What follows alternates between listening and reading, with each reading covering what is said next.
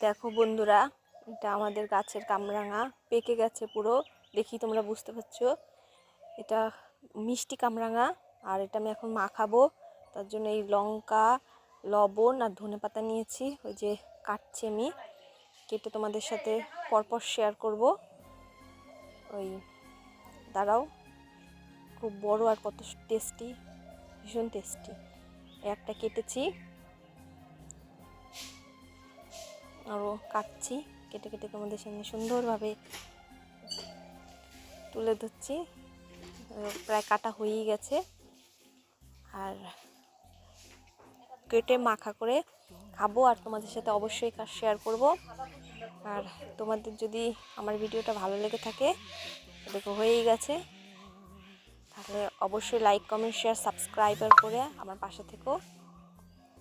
যে ধনেপাতাটা কাটছি, তারপরে মাখা করব, তারপর তোমাদের দেখাবো। দাঁড়াও।